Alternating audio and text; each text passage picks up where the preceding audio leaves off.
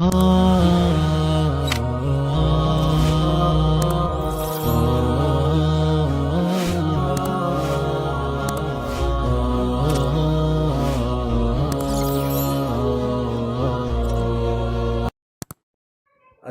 علیکم ورحمۃ اللہ تعالی وبرکاتہ۔ قال اللہ تعالی انا نحن نزلنا الذکر وانا له لحافظون، صدق اللہ العظیم۔ قرآن پاک کو اللہ تعالی نے جہاں دیگر بہت ساری خصوصیات سے نوازا ہے، انہی میں سے ایک خصوصیت اس کی حفاظت ہے۔ یعنی 1400 سال سے زیادہ کا عرصہ بیت چکا ہے، لیکن آج تک قرآن پاک من معن حرف بحرف الحمدللہ آج بھی محفوظ ہے اور تا قیامت محفوظ رہے گا۔ کیوں؟ اس لیے کہ اس کا ذمہ خود اللہ تعالیٰ نے اپنے ذمہ لیا ہے۔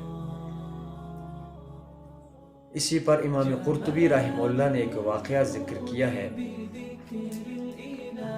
کہ خلیفہ مامون الرشید کا یہ معمول تھا کہ وہ اپنے دربار میں دینی امور پر بحث مباحثے کے لیے مختلف مذاہب کے لوگوں کو، علماء کو بلاتے تھے اور وہاں بحث مباحثہ ہوتا تھا۔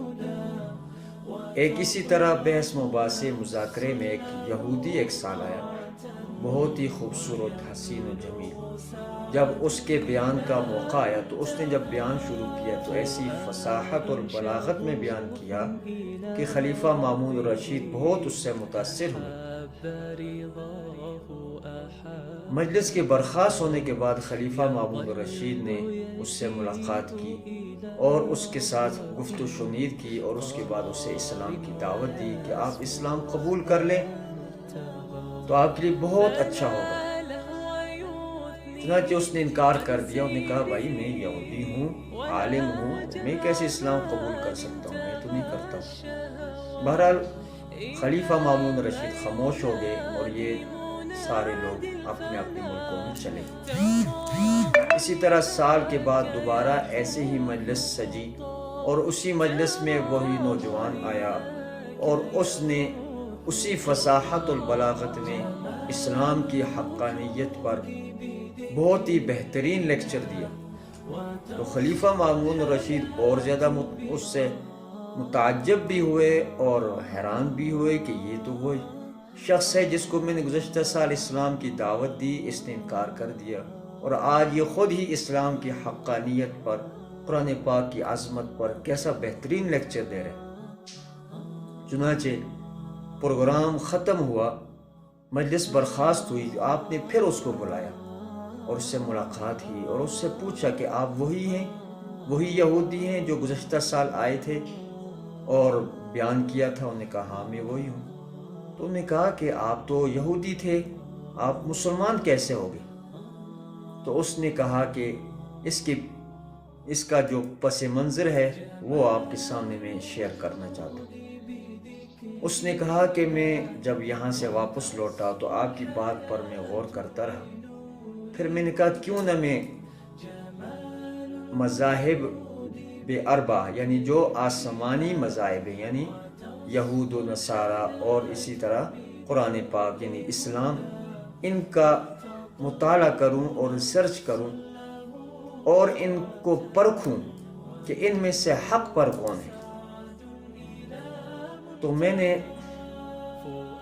یہ کام شروع کیا کہ چونکہ میں بہت بہترین قسم کا خط نویس تھا، میری رائٹنگ بہت حسین تھی، تو میرے ذہن میں یہ آیا کہ میں ہر مذہب کی کتاب کو بہترین ٹائٹل، بہترین خطاطی کے ساتھ لکھتا ہوں۔ لہٰذا اس نے ہر کتاب کے 3 نسخے لکھے، تورات کے 3، زبور کے 3، انجیل کے 3، قرآن پاک کے 3 نسخے لکھے اور ان کے اندر اس نے بڑی رد و بدل کی، کافی چینجنگ کی اور اس کا ٹائٹل بڑا خوبصورت بنایا۔ اور بنانے کے بعد وہ سب سے پہلے اپنے ہی مذہب کے کلیسا میں لے جانے کے بعد اس نے پیش کیا کہ بھائی میں نے یہ خدمت کی ہے اپنے مذہب کے لیے، یہ میں نے تورات لکھی ہے، کیسی حسین و جمیل اس کی ٹائٹل بنایا، کتنا خوبصورت اس کی کاغذ ہے، کتنا خوبصورت اس پر پینٹنگ میں نے کی ہے، کہہ رہے جب انہوں نے دیکھا تو بہت خوش ہوئے اور انہوں نے بڑے ہی مجھے انعامات سے نوازا اور وہ مجھ سے لے لی۔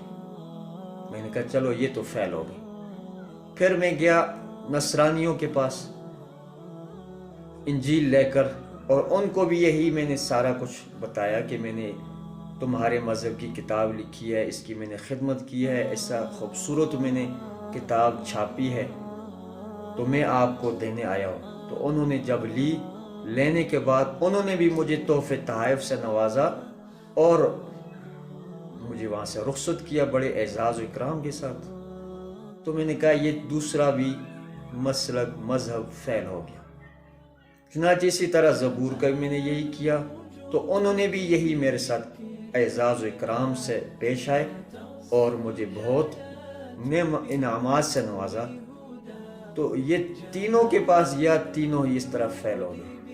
پھر اس کے بعد میں قرآن پاک لے کر مسلمانوں کی بستی میں نکلا، اور قرآن پاک میں نے جب مسلمانوں پر پیش کیا تو انہوں نے کہا کہ ذرا ٹھہریے، صبر کریں، نسخے تو لکھ لیے ہیں لیکن ہمیں چیک تو کرنے دو۔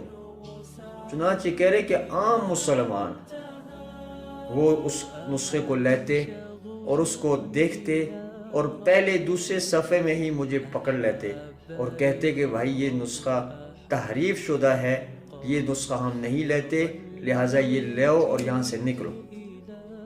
دوسرے کے پاس گیا، تیسرے کے پاس گیا، کوئی ایک مسلمان ایسا نہیں تھا کہ جس نے خوشی خوشی اس نسخے کو لے لیا۔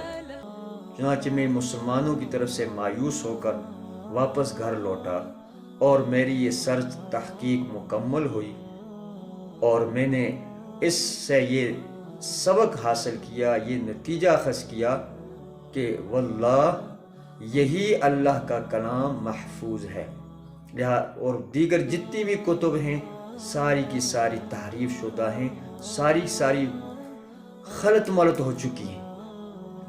چنانچہ کہہ رہے ہیں کہ اس کے بعد میرے دل میں اسلام نے گھر کر لیا، اور میں جا کر مسجد میں امام صاحب کے سامنے زانو تلمذ ہوا، اور میں نے کلمہ اسلام پڑھ کر دائرہ اسلام میں داخل ہو گیا۔ تو یہ تھا مختصر واقعہ قرآن پاک کی حفاظت کا۔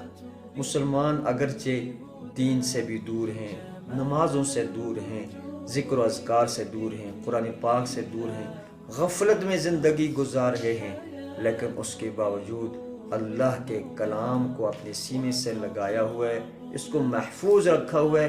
کفریہ طاقتیں جتنا بھی کوشش کر لیں اس کو تبدیل کرنے کی، اس کے اندر چینجنگ لانے کی، اس میں تحریف کرنے کی، وہ ناکام تھی، ناکام ہیں اور ناکام رہیں گی۔ تو یہ اللہ تعالیٰ کی کتاب ہے، اور یہی کتاب ذخیرہ نجات ہے۔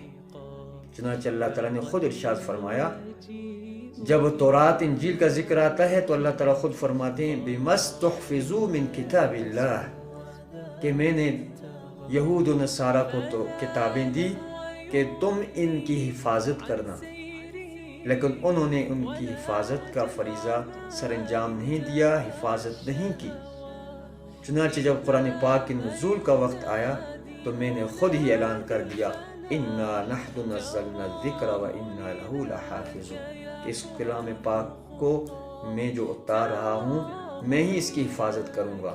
ایک چھوٹے چھوٹے ننھے منھے بچوں کے ذریعے سے میں اس کی حفاظت کروں گا۔ چھوٹے چھوٹے معصوم بچے ہیں جن کو اپنی زبان بھی صحیح بولنی نہیں آتی، توتلی زبان ہے، لیکن وہ بھی الحمدللہ قرآن پاک ایسا پڑھتے ہیں کہ دل خوش ہو جاتا ہے۔